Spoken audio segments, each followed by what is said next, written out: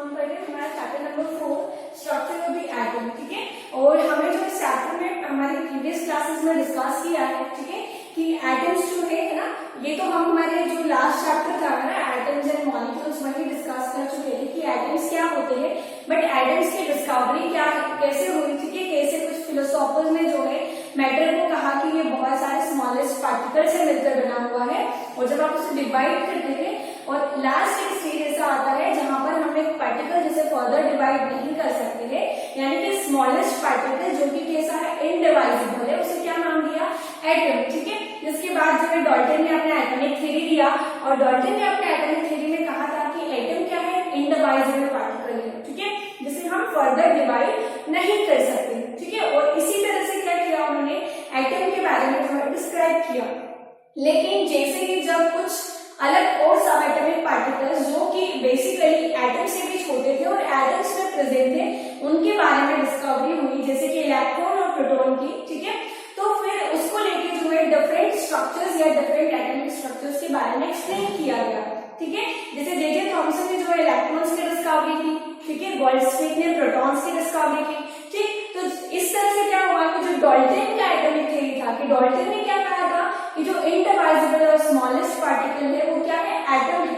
ठीक है, लेकिन जब किसने थॉमसन ने और जो गोल्डस्मिथ थे उन्होंने जब कुछ सब एटॉमिक पार्टिकल्स जिन पे क्या प्रेजेंट था चार्ज प्रेजेंट था और जो कि एटम से भी स्मॉलेस्ट थे उनकी डिस्कवरी की, तो जो डाल्टन का एटॉमिक थ्योरी था वो क्या हो गया उस समय पे एक्सेप्ट नहीं किया गया। ठीक है, यानी कि उसे क्या कर दिया गया रिजेक्ट कर दिया गया। ठीक है, तो जब डिस्कवरी हो गया प्रोटॉन और इलेक्ट्रॉन का और जो कि एक सब एटॉमिक पार्टिकल है, तो ये प्रेजेंट तो एटम में ही है, बट अगर हम बात करें एटम के स्ट्रक्चर की, यानी कि हमने क्या कहा, मतलब उस समय के साइंटिस्ट ने क्या कहा कि इलेक्ट्रॉन और प्रोटॉन सब एटॉमिक पार्टिकल्स है और ये प्रेजेंट होते हैं एटम में, पर वो किस तरह से अरेंज होता है, ठीक है, उस चीज को डिस्क्राइब करने के लिए दिए गए कुछ मॉडल्स। ठीक है, तो एटॉमिक स्ट्रक्चर के लिए कि एटम का स्ट्रक्चर कैसे होता है, ठीक है, कैसे एटम में जो नए सब एटॉमिक पार्टिकल्स डिस्कवर हुए इलेक्ट्रॉन और प्रोटॉन, उनका अरेंजमेंट किस तरीके से होता है। ठीक है, तो एटम का स्ट्रक्चर भी जो है डिफरेंट अलग अलग मॉडल्स दिए गए और उन मॉडल्स के थ्रू एक्सप्लेन किया गया कि एटम का स्ट्रक्चर जो है वो किस तरीके से होता है। ठीक है, तो जिन्होंने इलेक्ट्रॉन की डिस्कवरी की थी जे थॉमसन ने, उन्होंने सबसे पहले अपना जो है एटॉमिक स्ट्रक्चर को लेके या एटम का स्ट्रक्चर कैसा होता है उसको लेकर एक मॉडल दिया। ठीक है, और उस मॉडल का नाम था Thomson's model of an atom. ठीक है, किसी मतलब एक एटम का थॉमसन्स मॉडल। ठीक है, किसने दिया था जे थॉमसन ने, जिन्होंने किसकी डिस्कवरी की थी इलेक्ट्रॉन की डिस्कवरी की थी। ठीक है, तो जो जे थॉमसन थे उन्होंने क्या कहा कि इलेक्ट्रॉन और प्रोटॉन यदि किसी एटम में प्रेजेंट है तो उस एटम का स्ट्रक्चर कैसा होगा, उस एटम का स्ट्रक्चर बिल्कुल किसके समान होगा, क्रिसमस पडिंग या फिर वाटरमेलन की तरह। ठीक है, जैसे एक वाटरमेलन का या क्रिसमस पडिंग जो फ्रूट्स है उनका स्ट्रक्चर होता है, ठीक उसी तरह से एक एटम का स्ट्रक्चर होता है। ठीक है, एक एटम में इलेक्ट्रॉन्स और प्रोटॉन कैसे अरेंज होते हैं और किस तरह से उसका रिजेम्बलेंस होता है, कैसे उनका अरेंजमेंट दिखाई देता है, उसको उन्होंने किससे कंपेयर किया, क्रिसमस पडिंग जो फ्रूट था या जो वाटरमेलन जो हमारा तरबूज आता है उससे कंपेयर किया कि उनका जैसा स्ट्रक्चर होता है बिल्कुल उस तरह का स्ट्रक्चर किसका होता है एटम का, मतलब बिल्कुल उसी तरह से एटम में इलेक्ट्रॉन्स और प्रोटॉन्स अरेंज होते थे। ठीक है, तो उन्होंने क्या कहा कि एक स्फीयर, ठीक है, एटम का जो स्ट्रक्चर है वो स्फेरिकल शेप का है, उन्होंने ये कहा, और वो जो स्फीयर है, ठीक है, जो पूरा स्फीयर है वो कैसा है पॉजिटिवली चार्ज, यानी कि जो पॉजिटिव चार्ज या प्रोटॉन्स है वो पूरे स्ट्रक्चर या पूरे स्फीयर पर होते हैं। ठीक है, या ऐसा कह सकते हैं कि जो स्फीयर है पूरा वो स्फीयर कैसा होता है पॉजिटिवली चार्ज। ठीक है, यानी कि प्रोटॉन क्या फॉर्म करते हैं या पॉजिटिव चार्ज क्या फॉर्म करते हैं, स्फीयर फॉर्म करते हैं। ठीक है, और जो इलेक्ट्रॉन्स या जो नेगेटिव चार्जेस होते हैं वो इस पॉजिटिव चार्ज स्फीयर में क्या होते हैं एम्बेडेड होते हैं, एम्बेडेड होते हैं यानी कि धसे हुए होते हैं। ठीक है, तो इसको अगर आप कंपेयर करोगे किसके स्ट्रक्चर के साथ,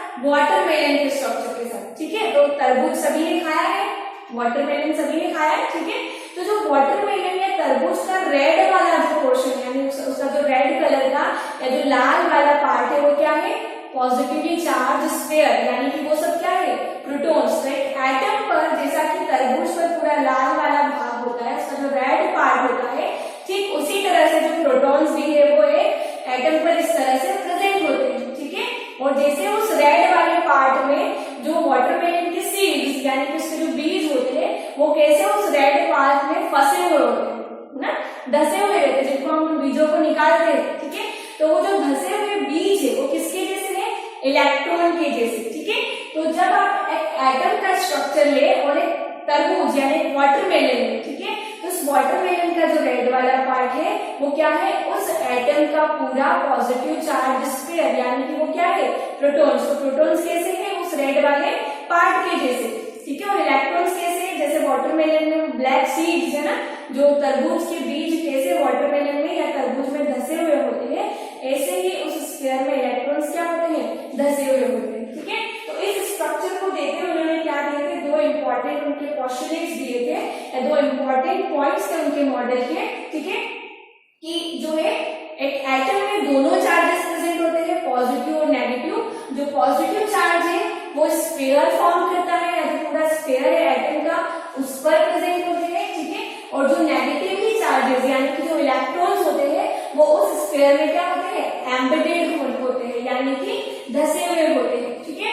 सेकेंड पॉइंट उन्होंने क्या दिया था कि both charges are present in equal magnitude, ठीक है।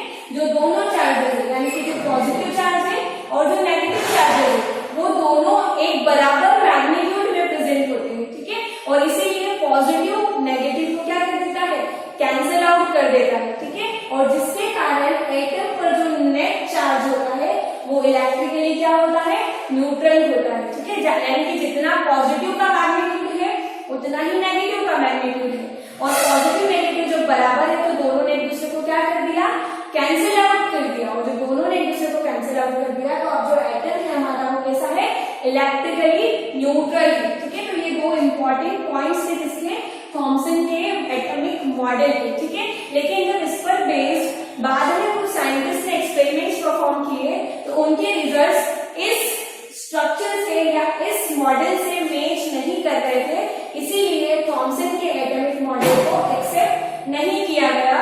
जिसके बाद बहुत सारे रदरफोर्ड मॉडल और नील बोर्स का मॉडल आया, ठीक है, और जिन्होंने फिर एटम के स्ट्रक्चर को अपने वे में डिस्क्राइब किया।